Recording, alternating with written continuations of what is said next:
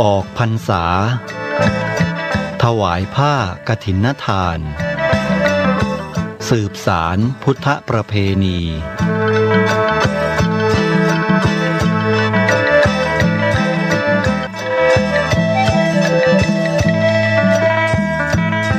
ออกพรรษาถวายผ้ากฐินทานเพื่อสืบสารพุทธประเพณี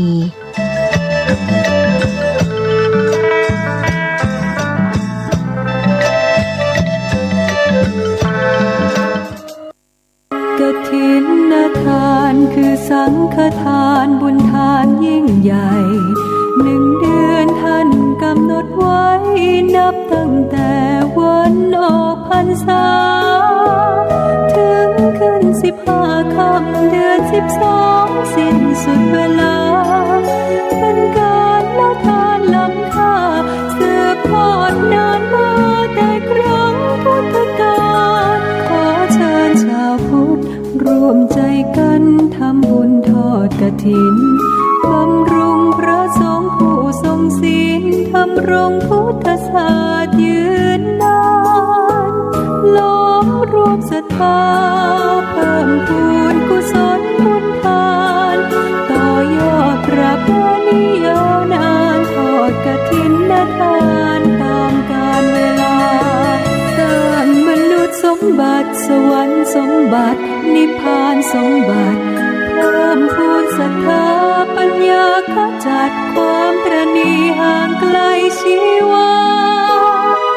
สร้างเหตุความร่ำรวยด้วยกฐินทานล้ำค่าสร้างเหตุปัจจัยด้วยศรัทธาด้วยปัญญารู้เห็นทำตามจริงขอเชิญสาธุชนสร้างบุญกุศลยิ่งใหญ่ร่วมทอดกฐินด้วยใจสร้างหลักชัยชีวิตไว้พึ่งพิงผ่านศีลภาวนาทำให้ครบถ้วนเกิดสุขแท้จริงเพิ่มบุญกุศลสูงยิ่งบุญทอดกฐินทาน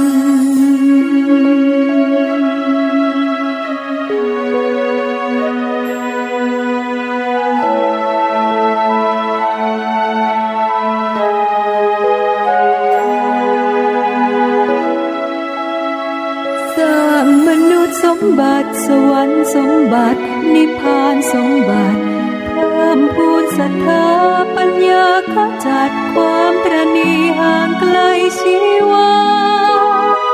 สร้างเหตุความร่ำรวยด้วยกฐินทานล้ำค่าสร้างเหตุปัจจัยด้วยศรัทธาด้วยปัญญารู้เห็นทำตามจริงขอเชิญสาธุชนสร้างบุญกุศลยิ่งใหญ่ร่วมทอดกฐินด้วยใจสร้างหลักชัยชีวิตไว้พึ่งพิงทานศีลภาวนาทำให้ครบถ้วนเกิดสุขแท้จริงเพิ่มบุญกุศลสูงยิ่งบุญทอดกฐิน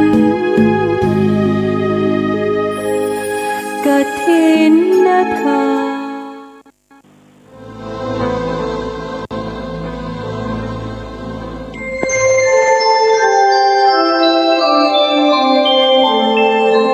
ขณะนี้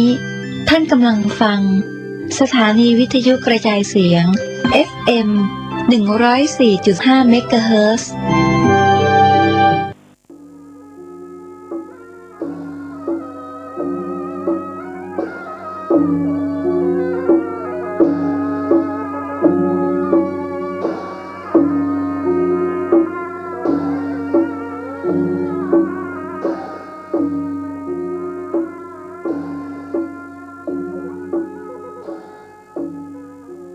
ขอความเจริญในธรรม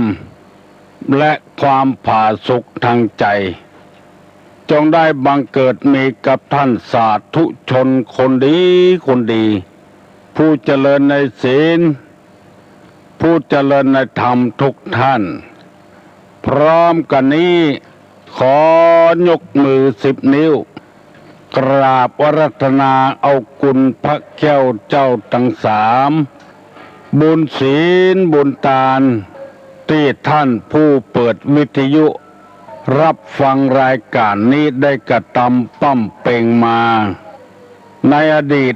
และกำลังจะทำเวลานี้เสื้อวัดเสื้อวาเสื้อบ้านเสื้อเมืองพระสยามเทวาธิราชกุลพ่อกุลแม่ผู้ฮือกำเนิดเกิดมาเป็นคนกุลครูบาอาจารย์ผู้ประสิทธิ์ประสาทวิชาความรู้สิ่งศักดิ์สิทธิ์ทั้งหลายอันรักษาบริเวณคงเขตล้านนาไทย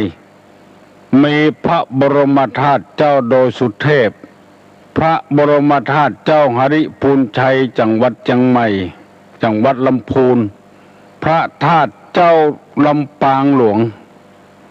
จังหวัดลำปางพระธาตุเจ้าแจ้แห้งจังหวัดแพร่พระธาตุเจ้า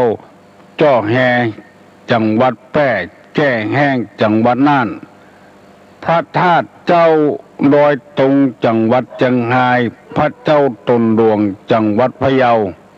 พระธาตุเจ้าดอยกองงูจังหวัดแม่ฮ่องสอนและบุญญาบารมีของครูบาเจ้าศรีวิจัยนักบุญแห่งล้านนาไทยเป็นต้นเวลานี้ขอยกมือ10 นิ้วกราบอาราธนาและเชิญชวนได้มาปกปักรักษาพ่อออกแม่ออกทุเจ้าพนายพ่อจ่ายไม่ยิงที่เปิดวิทยุฟังรายการเมื่อเจ้าวันนี้ทุกท่านขอเงือทุกท่านมีความสุขกายสุขใจหิมาก้าขึ้นมีโชคมีลาภเจริญด้วยอายุวันนะสุขะพละเหมือนกันทุกตนทุกองค์ทุกคู่ทุกคนนานแสนนานได้เทินก่อนที่จักได้น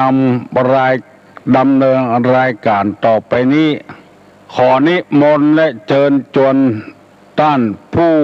เปิดวิทยุรับฟังรายการนี้ทุกท่านไหว้พระ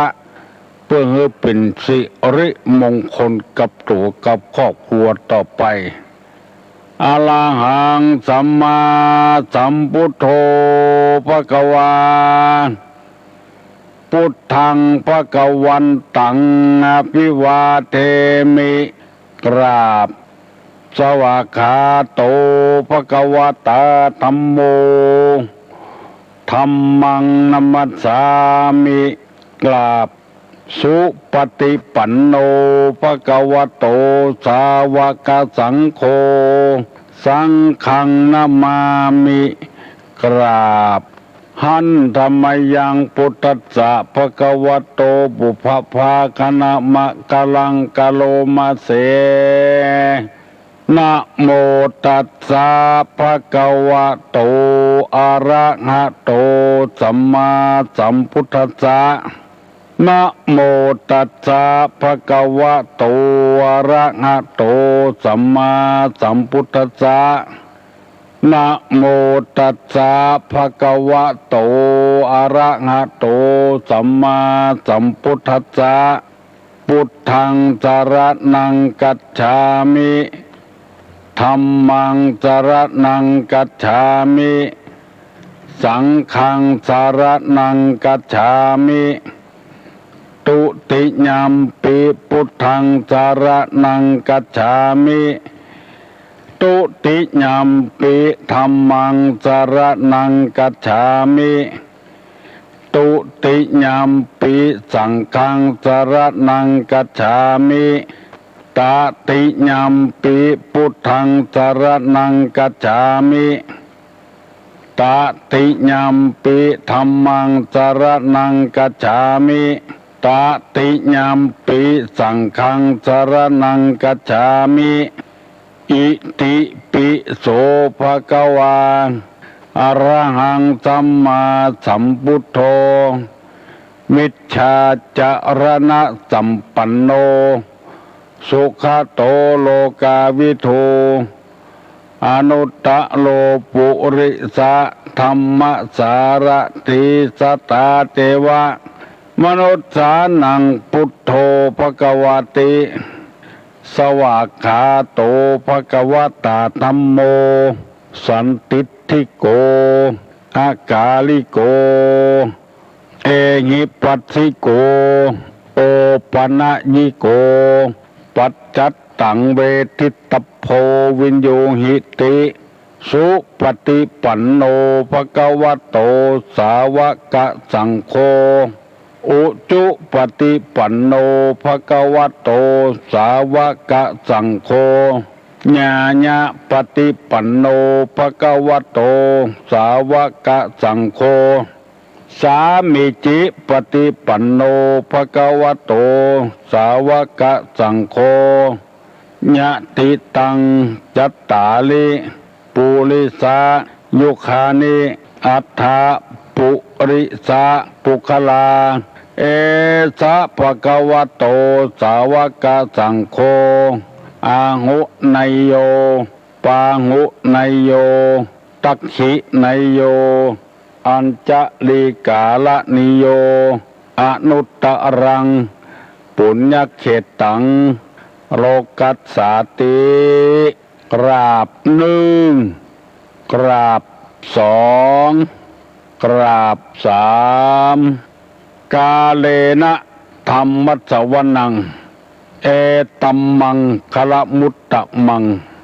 แปลได้ใจความว่า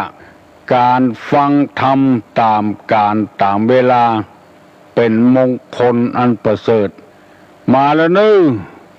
มาแถมแล้วเสียงก้องเสียงก้องเสียงมองต่ำเข้า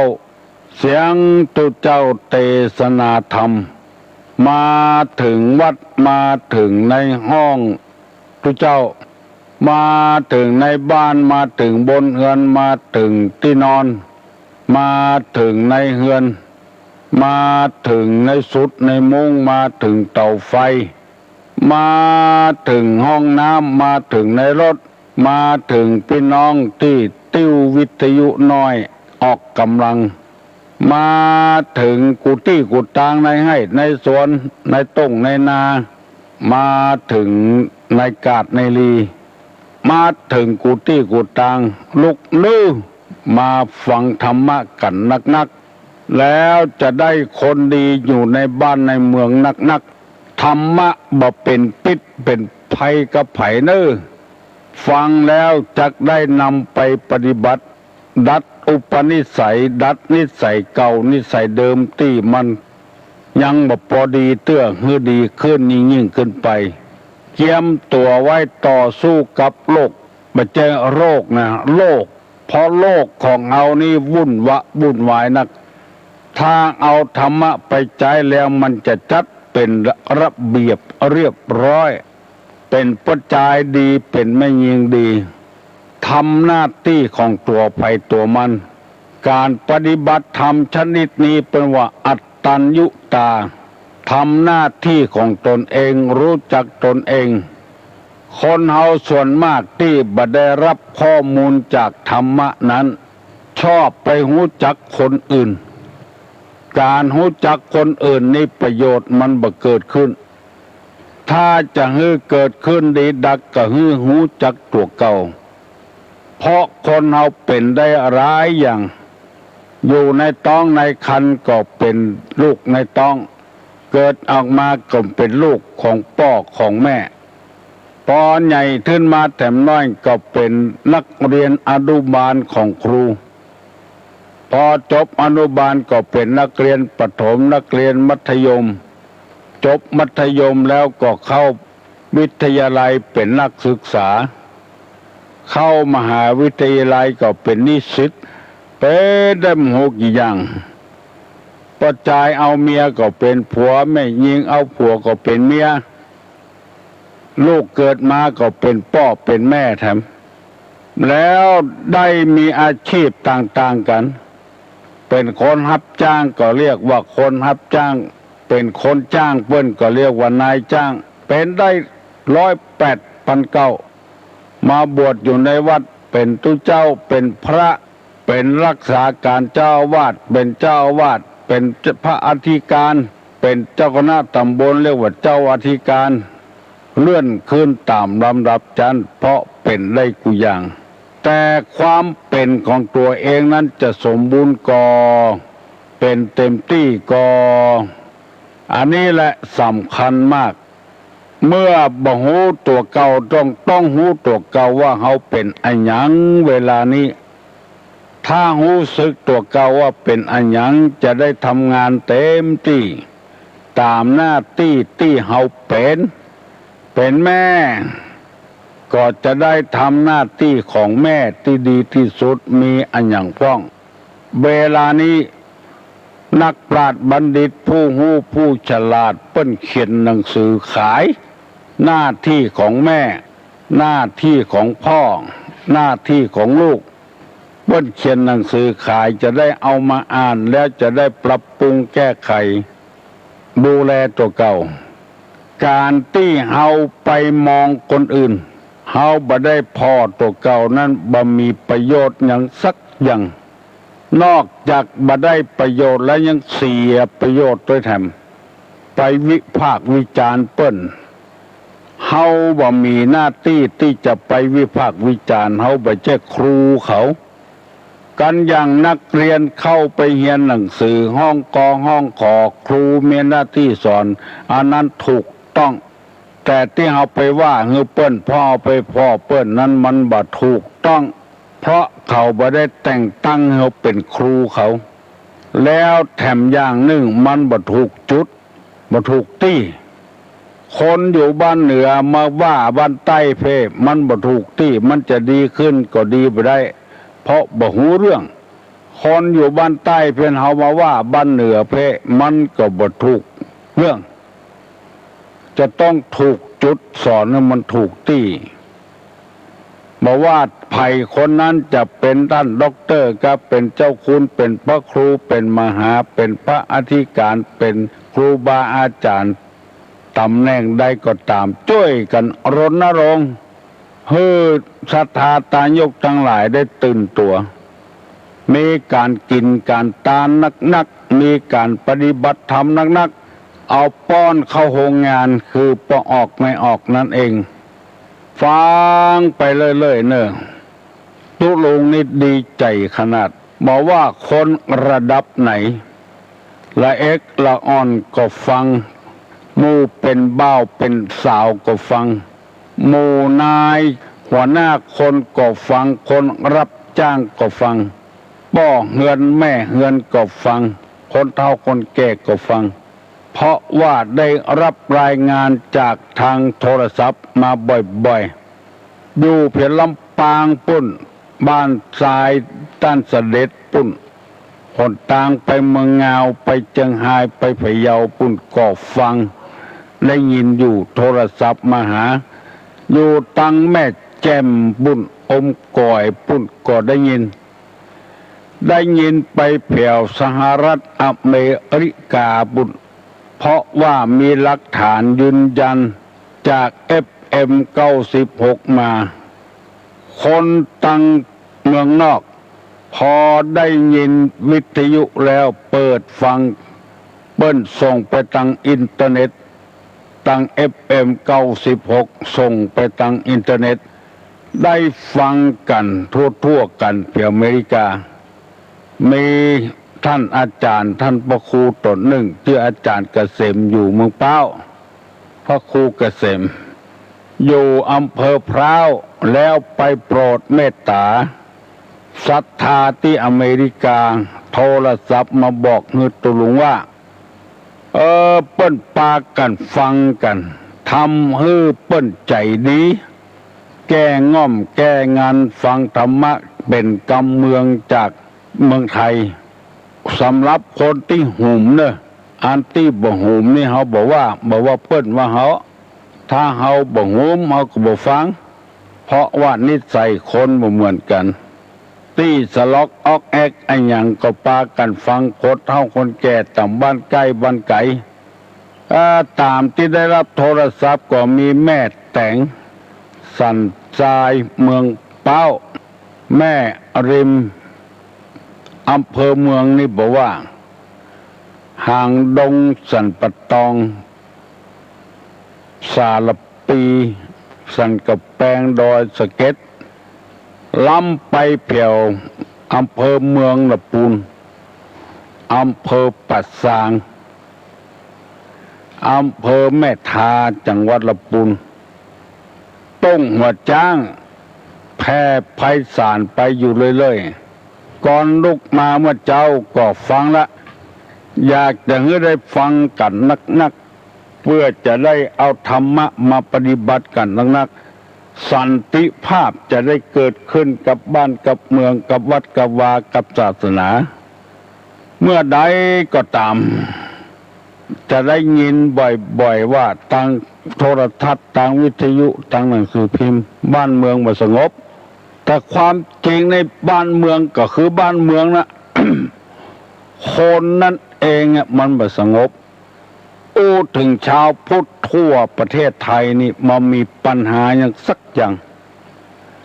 น้ำท่วมก็ช่วยกันฝนไฟไหม้ก็ช่วยกันหน้าใดหน้านั้นทำบุญอย่างเดือนนี้นี่กฐินกับพระป่ากาก็ช่วยกันมามีอย่างวุ่นวายสักอย่างมันไปวุ่นวายกับตังบนปุ่นผู้บริหารงานประเทศปุ่นมันยุ่งกันคนเดียวเต้าใดบ่ปอเต้าใดบอกว่าเสาะหาทางยุ่งแล้วไปเหมาเอาว่าบ้านเมืองบ่สงบหน้าฝนก็ฝนตกหน้าหนาวก็หนาวขึ้นมาหน้าร้อนก็ร้อนไปตามธรรมชาติของมันคนเอาไปวุ่นวายต่างหากเพราะฉะนั้นอยากจะให้ทำเข้าถึงจิตถึงใจได้ยินหลวงปู่ชาจังหวัดอุบลเป็นว่าน้ำท่วมก็ให้มันท่วมกับบ้านกับเมืองอย่าไปให้มันท่วมใจไฟไหม้ก็ให้มันไหม้กับบ้านกระจองกับแพะกับป่าอย่าไปไหม้ทางใจคนเอานี่มันเสาะหาเรื่องใส่คนเองเพราะบัดได้ยอมรับข้อมูลที่ถูกต้องที่แท้จริงถ้าได้รับข้อมูลได้จะบ่เดือดจะบ่วุ่นวายอย่างวันนี้ตุลงจะได้นำเอาธรรมะเหมือนกับตึงวันนั้นคือสาเหตุแห่งความล้มเหลวในชีวิตของคนมาเล่าให้ท่านทั้งหลายฟังเพื่อเป็นข้อมูลอันถูกต้องคนเฮาที่ล้มเหลวเพราะอันหยัง1บ่เข้าใจคนอื่น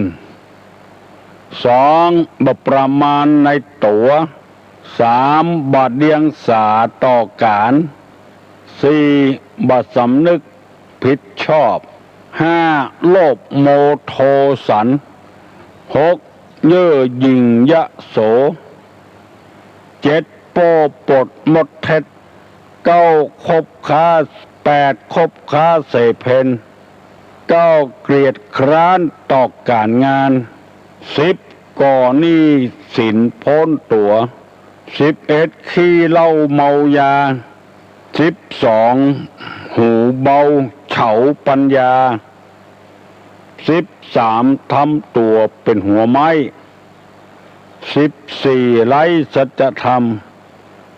15ใจคอคับแคบ15ข้อได้อธิบายไปแล้ววันนี้จะได้นำเอาข้อ16มาอธิบายแถมข้อ16นี้เปิ้นบอกว่าคบคนไม่เลือกอันนี้เป็นเหตุที่เกิดความล้มเหลวแต่ว่านี้ได้อธิบายเกี่ยวกับใจคอคับแคบได้น้อยเดียวเวลามันเหลือน้อยวันนี้ขออธิบายลืมแถมกรรมแล้วจะต่อไปคบคนไม่เลือกคนต่างกีดแสนกีดก็ยังหลีกเลี่ยงเดินเข้าไปได้อยู่ได้แต่ใจคอคับแคบนี่เดินมันบ่ได้เต็มว่าตี้กินตี้นอนกีดกับก็ยังอยู่ได้นาน ไปกัดกีดแค้มหัวอกหัวใจจักอยู่อย่างใดหรือนานไปได้มันบัดใจมีก้าสมัยนี้ใจคอคับแคบมีแต่สมัยเมินแล้วพญาพรหมเปิ้นก้าวเป็นกำข้าวกำเขือว่างเต็มว่าที่กินที่นอนกีดกับก็ยังอยู่ได้นานไปกัดขีดก้อมหัวอกหัวใจจักอยู่จันใดหรือนานไปได้คือหมายความว่าที่นอนมันแคบก็ยังนอนหลับได้อยู่เพราะสบายใจแต่ก่อนเปิ้นเล่าให้ฟังที่ในเรือนจำผู้คุมเอาคนมานอนด้วยกัน12 คนอุดอิดบ่หลับสักเตื้อบ่นอนสักเตื้อเอาคุดคิดกันผู้คุมมาถามว่าสู่เดือนหยังมันกี่ครับนายมานอนบ่ได้ผู้คุมไปสั่งเอามาแรม3 คนจาก12เป็น15ดักปิ้งรับได้อยู่นอนได้อยู่เต็มว่าที่กินติดเงาะที่นอนกิดกับก็ยังอยู่ได้นานไปบอกว่าอย่างกันละคุดคิดอยู่กันได้อันกีดหัวอกหัวใจนี่อยู่บ่ได้บ่ม่วนใจมีครูคนหนึ่งไปสอนหนังสือให้นักเรียนเปิ้นมีโครงการเลี้ยงอาหารละอ่อนครูคนนั้นก็บริการให้ละอ่อนไปซื้อไข่มาให้ละอ่อนกินละอ่อนกำลังกินครูก็ไปซื้อไข่มาให้คนแก่นมันบ่พอกินมันบ่อิ่มครูก็ไปเบิกจากผู้อำนวยการแถมแก่นคนแก่นพอ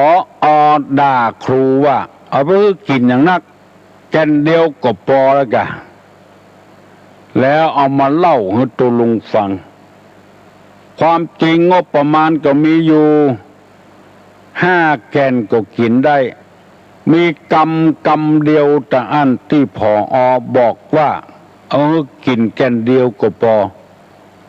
ในที่สุดครูก็อยู่บ่ได้อินดูละอ่อนไข่แก่นเดียวไปฮื้อละอ่อนกินกับข้าวมันไปพอกินยังบอกกองโดน2 แก่นก็โดนด่าแล้วกำเดียวแต่แก่นเดียวก็พอกะครูก็เลยรู้ทันทีว่าพอเนี่ยใจแคบใจกีดใจจ้อมมันอยู่ด้วยกันบ่ได้แล้วเพราะฉะนั้นข้อที่15มีใจความว่าใจคอคับแคบนี่มันอยู่บ่ได้แต่นะบอกว่าเปิ้นบอกว่าเฮามันบักข้างฮึกกันบ่อยฮึกกันไหลลิดตะอันแล้ววันพุกก็อย่างอันวันฮือก็อย่างอัน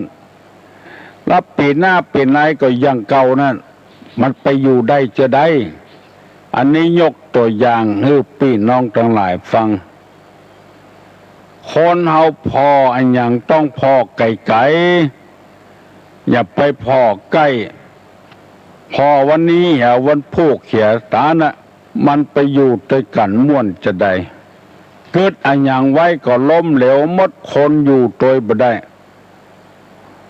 บางวัดบางวาที่ตุลุงสังเกตพอเป็นดีเสียดาย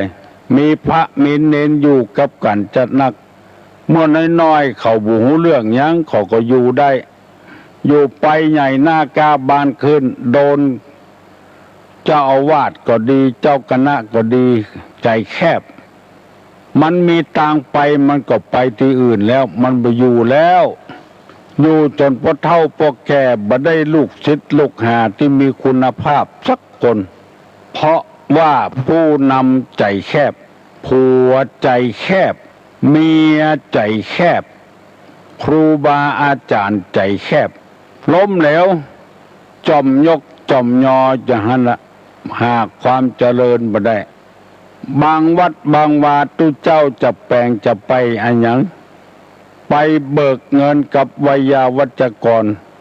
ไวยวัจกรบ่ฮื้อไปเสาะเอาที่อื่นมาเถอะเงินก็บ่ใช่เงินของตัวเองของไวยาวัจกรรักษาไว้เนี่ยหยังเมื่อตุหลวงต้องการก็ต้องฮื้อแต่พ่อเฮียก่อนว่าสิ่งที่ฮื้อไปจะได้ประโยชน์ก็บ่ได้ประโยชน์ก็หมู่นี้เป็นต้นในอกในใจเนี่ยสำคัญนักทีเดียวขอฝากไว้เนิ่นบอกว่าอันยังสักอย่างถ้ามันแคบไปก็เดือดร้อนน่ะอย่างกับน้ำปิงที่ไหนมันแคบก็น้ำก็ล้นฝั่งท่วมบ้านท่วมเมืองก็เดือดร้อนความล้มเหลวก็เกิดขึ้นข้อที่นี้ลืมเมื่อข้อตะวาข้อวันนี้ข้อที่16ว่าคบคนไม่เลือกคบคนไม่เลือกเสียได้คบไปเลยคนดีหุบดีหุคบไปเลยมันจะทำมือล้มเหลวเดือดร้อนมีนักต่อนักโบราณเป็นว่าจักน้ำเข้าเหือจักเสือเข้าบ้านเหมือนเข้ามาเข้าเหือก็ล้ม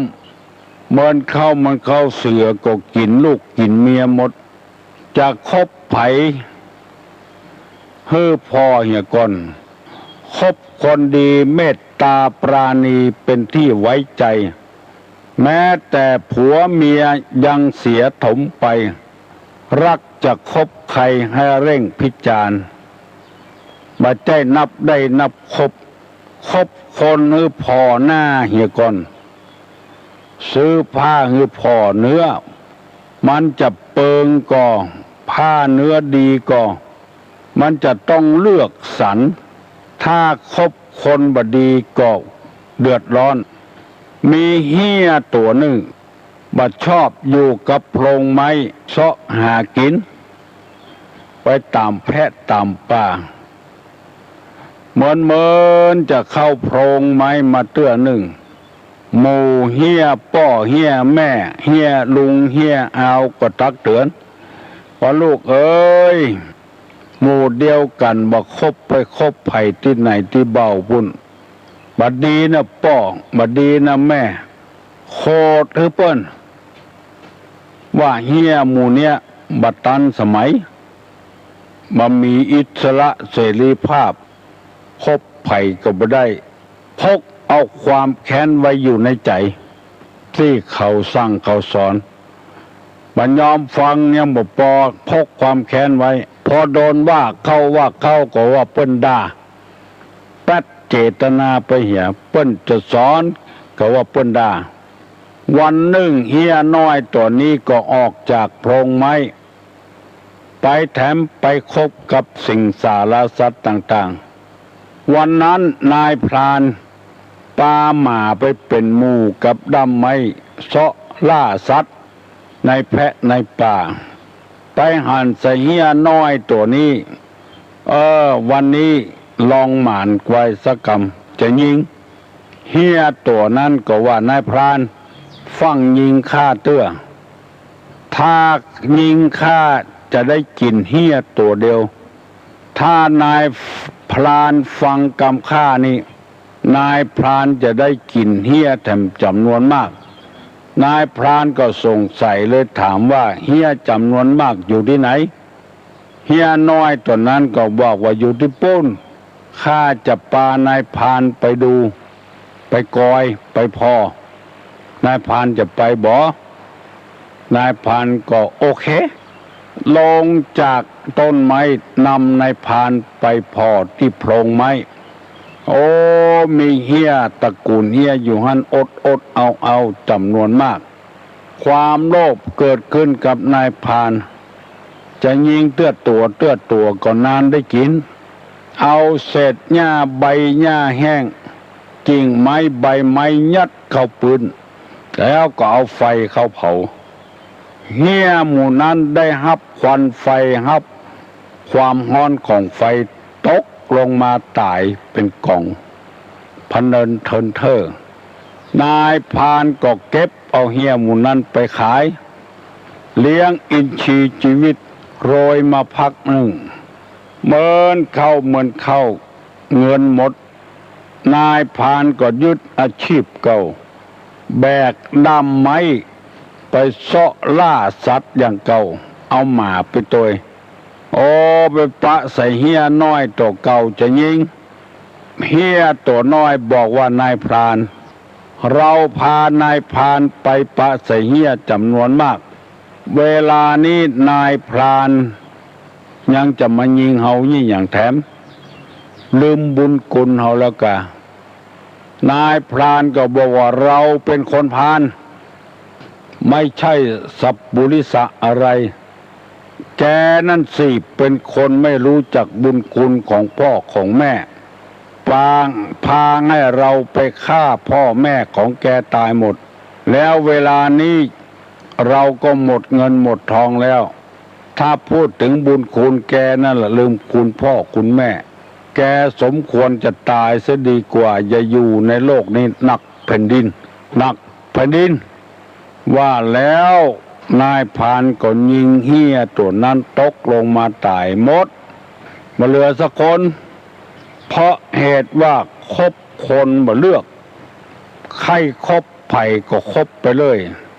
คนดีก็มีเปรอะเปเตอบ่คบไปคบคนบดีบดักพ่อแม่ว่าก็บ่ได้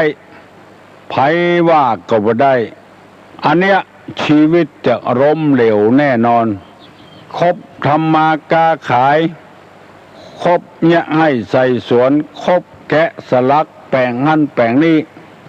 ยังจะได้เงินได้ทองมาจุนเจือครอบครัวดีกว่าไปคบคนอื่นพอออกไม่ออกบัดได้นับว่าคบได้ผ้าก็เหมือนกันเอามานุ่งบางทีมันแบบเปิงกับตัวก็นุ่งอยู่ตัวดำอยู่หันอยู่แล้วนุ่งกางเกงแดงซ้ำไปแถมใหญ่มืดมนอนตการต้องสังเกตต้องพอต้องกอยต้องเลือกอย่างที่ตุลุงเคยว่าตัวต่ำแม่ไปซื้อเสื้อแซงตังขวางมาใส่แถมหน้าที่จะซื้อเสื้อแซงตังสูงตังตั้งมานุ่งเอาตังขวางมานุ่งมันก็ต่ำลงไปแถมมันแบบเปิงกับตัวฮือสังเกตคือพ่อคือกวายก่อนคบคนให้ดูหน้าพอกวายก่อนกิริยาท่าทางบางเตื้อก็เป็นเว้นเป็นกรรมเก่าบุหุเมินละสักปี2 ปีที่ล่วงแล้วมามีครูบาตนหนึ่งเป็นคนไตใหญ่เป็นตู้เจ้าอยู่ตั้งเมืองแม่อายกับเมืองฝางเนี่ยเมืองฝางแล้วมีตู้เจ้าไตทำตนลูกเมืองนอกมาขอเปิ้งพระอาศัยใบบุญครูบาเท่าก็ว่ามี2 ข้อก็ลีอยู่ในจะโดยการช่วยกันเหตุการกินข้าวด้วยกันบ่มีขู่มีเกมก็กินบ่หวานคือเปิ้นอยู่ตัวเมินไปบ่เลือกหน้าอย่างว่านั่นเพื่อชาวบ้านฮู้เลือดห้ามครูบาเท่าตุหนุ่มที่มาอยู่ตัวเป็นเจ้าเดียวกันน่ะเจ้าไตเหมือนกันเอามีดปาดคอเปิ้นโคนเอาสตางค์เปิ้นไปประตกประเสียงลาสาประมาทเลินเล่อไว้ใจทางอย่าวางใจคนจะจนใจเองโบราณพูดว่าจังอันโนอย่าไว้ใจทางละอ่อนประจายกับแม่หญิงเมืองเป้ากำลังหนุ่มกำลังกำหิหาก้าขายแจ้งบัดแจ้งก็เอารถเข้าในเวียงมาขายครัวเอาทานพ่องโก้ยพ่องปีพ่องยวกพ่องลูกเมืองเป้ามาขายถึงวันพอมีเงินมีทองก็ปากันซื้อรถซื้อลาวันนั้นฝนตกเมื่อคืนเมื่อเจ้ามา2 คนผัวเมียก็ปากันออกขัวปุ๊ดบ่งูน้ำทุเอาหัวขัวไป หัวขัวตั้งเหนือปุดก็เคยไปเคยมาตั้งวันบ่สังเกตรถก็เลยไปจมลงน้ำไหลไปถึงผัวถึงเมียครอบครัวแต้มตากหักสตางค์แต้มตากหักเป็นกล้วยเป็นปีเป็นทานไหลตัวน้ำไปหมดไว้ใจทางไว้ใจหนทางว่ามันบ่เป็นหยังเคยไปเคยมามีแต่นักเรื่องราวต่างๆข้อบัญญัติของสัพพุริสะเพิ่นบอกไว้สัตบุรุษอยากจะเป็นสัตบุรุษมีการทานเป็นแม่หญิงก็เป็นสัตบุรุษได้สตรีได้หนึ่งคือทานข้อที่สองบรรพชาถือบวชเป็นอุบายเว้นจากการเบียดเบียนซึ่งกันและกันอันนี้ตุลุงก็ทำมาแล้วบวชเมื่ออายุ15 ปีบัดเดี๋ยวนี้ย่างเขา72แล้วบ่เคยศึกหาลาเพศเป็นอุบายเว้นจากการเบียดเบียนกันอยู่วัดมาได้เบียดเบียนไผไปบิณฑบาตเมื่อเป็นเนนมาแล้วก็บ่เบียดเบียนไผใส่ก็ฮับเอาเหียไผบ่ใส่ก็แล้วไปเหียบ่ไปขอคนนั้นคนนี้เอามาเพื่อประโยชน์ส่วนตัวสุดแล้วแต่ไผจะฮื้อเอามาตานก็ฮับของเปิ้นเหียคนฮื้อก็บ่เดือดร้อนเพราะเฮาบ่ได้ไปเบียดเบียนบ่ได้ไปขอของเปิ้นบ่ได้ไปบุกทุบตีไผอันนี้ฮ้องว่าบรรพชาถือบวชเป็นอุบายเว้นจากการเบียดเบียนซึ่งกันและกันศรัทธาก็บ่ไปเบียดเบียนไผใครมาก็มาบ่มาก็บ่มาสุดแล้วแต่ใจไผใจมันบ่ไปบังคับบัญชาไผเป็นคนมหาหน้าสักเตื้อตายไปเอาศพมาไว้วัดก็บ่ว่าอย่างกันอันนี้ฮ้องว่าบรรพชาถือบวชเฮาเป็นผู้เจ้าแล้วเว้นจากอุบายเบียดเบียนซึ่งกันและกันบ่เบียดเบียนไผหนึ่งทานสองบรรพชาจำไว้เนอะบุญจะถามว่าสัพพุริสธรรมมีกี่อย่างนี่ตอบว่ามี3 อย่างหนึ่งทานสองบรรพชาถือบวช3มาตาปิตุอุปทานะมาตาปิตุอุปทานะแปลว่าปฏิบัติมารดาบิดาให้เป็นสุขปฏิบัติมารดาบิดาให้เป็นสุขมาตาปิตุอุปทานะอุปทานมาตาปิตุอุปทานะหรือมาตาปิตุอุปทานปฏิบัติบิดามารดาให้เป็นสุขเพราะว่าสัพพุริสะนี้จะต้องให้พ่อให้แม่มีความสุขอันนี้ตุลุงก็ปฏิบัติมาแล้วเมื่อมีชีวิตพ่อแม่ได้สบายกับตุลุงเพราะว่าลูกอยู่วัดดึงบอกไปหายไปขาดที่ไหนอยู่กับพระเจ้าพ่อแม่ก็สบายใจมีความสุขกับลูกยิ่งได้บวชได้เรียนเทศน้ำเทศธรรมได้ตอนเมื่อหนุ่มๆพ่อนี่จะไปโตยกุฏิกุตังตุลุงไปเทศที่ไหนก็ไปโตยไปเทศแม่แตกก็ไปโตยไปเทศเจดีย์แม่ครัวก็ไปโตยไปเทศตั้งสันปะตองก็ไปโตยเพราะว่ามีความสุขที่หันลูกได้เทศทำให้คนอื่นฟังคนอื่นฟังแล้วก็ซึ้งใจม่วนใจเพราะฉะนั้นไผ่ยังบ่มีให้เป็นสัตบุรุษก็คือปฏิบัติธรรม3 อย่างนี้เรียกว่าสัตบุรุษหรือว่าสัพพุริสบัญญัติสัพพุริสธรรมสัพพุริสธรรมคือธรรมที่เป็นสัตบุรุษให้เป็นคน เป็นสัตบุรุษบ่ถึงขนาดบัณฑิตนักปราชญ์ตัวนะมอกสัตบุรุษเนี่ยก็เฮือตั้มอยู่ในธรรม3 อย่างถ้าตัวลุงถามว่าสัพพุริสธรรมมีกี่อย่างคือตอบว่ามี3 อย่าง 1. ทาน 2. บรรพชา 3. มาตาปิตุอุปถานะแปลว่าปฏิบัติมารดาบิดาให้เป็นสุขตุลุงได้นำเอากรรมนี้มาเสนอเพื่อท่านทั้งหลายได้ฟังเพื่อเราจะได้เป็นสัตบุรุษ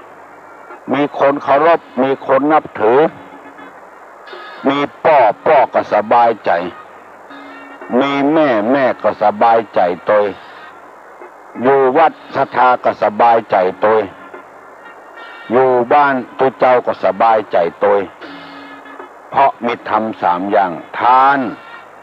บรรพชาถือบวชมาตาปิตุอุปถานะ3 อย่างจำไว้เนอะแล้วต่อไปนี้จะได้เอากรรมโบราณมาเสนอให้พี่น้องทั้งหลายได้รับทราบอันใดดีเราจะได้นำไปปฏิบัติอันใดบ่ดีเราก็ละเว้นเมื่อ2-3 วันก่อนได้นำเอากรรมเสนอว่าอย่าไปติดกระแสอย่าไปแผ่หูตวานอย่าไปลวนผนมอย่าไปถมสมมุติอย่าไปขุดธรณีได้อธิบายกูอย่างแล้วติดกระแสก็ติดคุณงามความดีของเปิ้นจะได้ระเบิดเปิ้นได้แผ่ตวานคือแผ่ประตูเพื่อมันกว้างขวางออกไปแผ่อำนาจวาสนาของตัวในทางที่บทถูกบทต้องเป็นต้นว่าเป็นแก่บ้านหมาเฮาเขาใส่หมาตัวนี้แก่บ้านก็เฮาอันนี้เป็นต้นแผ่ตวานทวารก็คือประตู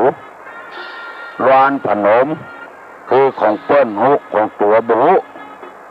เอามาผสมประสานมาเป็นของตัวมดถมสมุทรคือถมสระน้ำเก่าแก่เอามาแปลงหอแปลงเรือนหรือทับถมคุณงามความดีของคนอื่นพ่อแม่เลี้ยงมาทับถมบุญคุณของพ่อของแม่หมดขุดคอธรณีขุดธรณีคือขุดวัดห้างขุดธาตุห้างขุดบกหัวใจพระเจ้าอันนี้ขุดธรณีหมายถึงขุดค้นเอาทรัพย์สมบัติของพ่อของแม่มาขายกินเปิ้นยังมีชีวิตอยู่ไปบังคับมือเปิ้นเอาโฉนดเอาที่ดินไปขายหรือไปจุพ่อจุแม่หมู่นี้เรียกว่าขุดธรณีอันสุดท้ายเรียกว่าคุยสมณะขุดธรณีและคุยสมณะหมายความว่าอย่างใดสมณะนี่ก็คือนักบวชเป็นพระฤาษีจีพราหมณ์ก็เรียกว่าสมณะนักบวชเป็นแม่ชีบวชเป็นภิกษุณีก็นักบวชเป็นเณรก็นักบวชเป็นพระเจ้าก็นักบวชแล้วอยู่บดายไปหาเรื่องใส่นักบวชคุยสมณะหมู่นี้เปิ้นว่าจะไปเนี้ย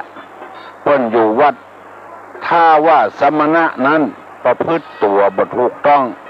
เพื่อหวังผลประโยชน์ของส่วนรวมผลประโยชน์ของวัดอันนี้นี่ตัวนุ่งผ้า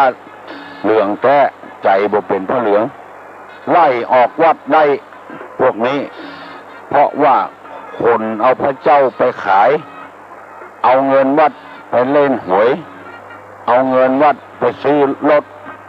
มาใจเป็นส่วนตัวอันนี้บัจใจสมณะเพราะว่า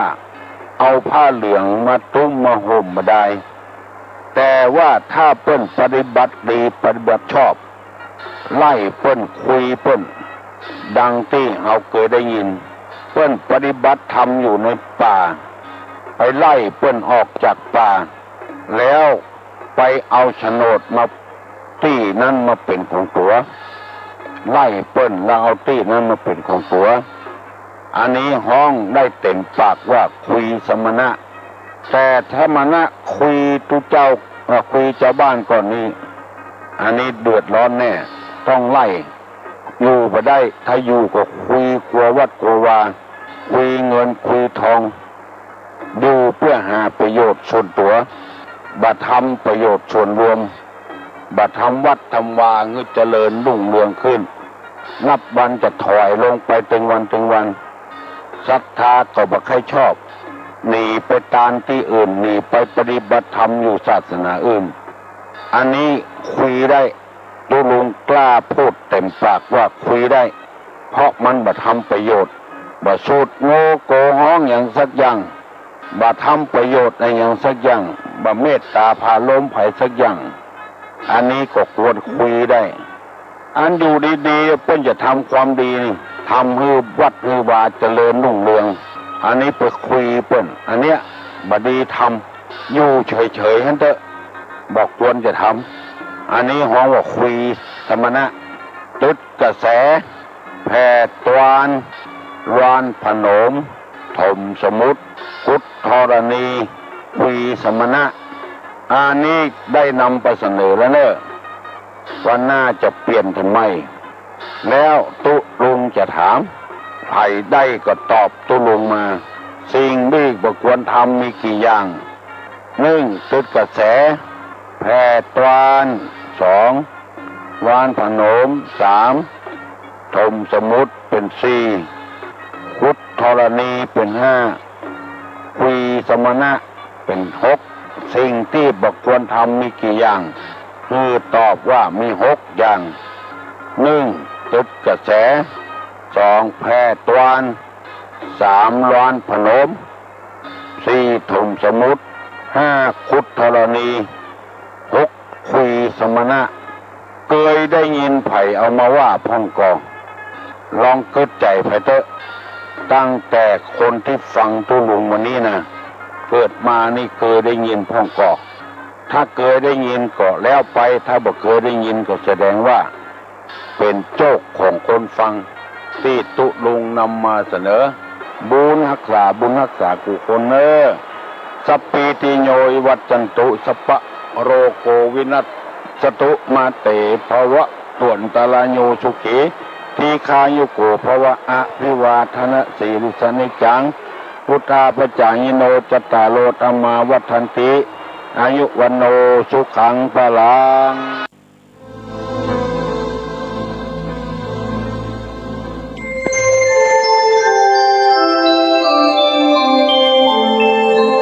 ขณะนี้ท่านกำลังฟังสถานีวิทยุกระจายเสียงพระพุทธศาสนา FM 104.5 เมกะเฮิรตซ์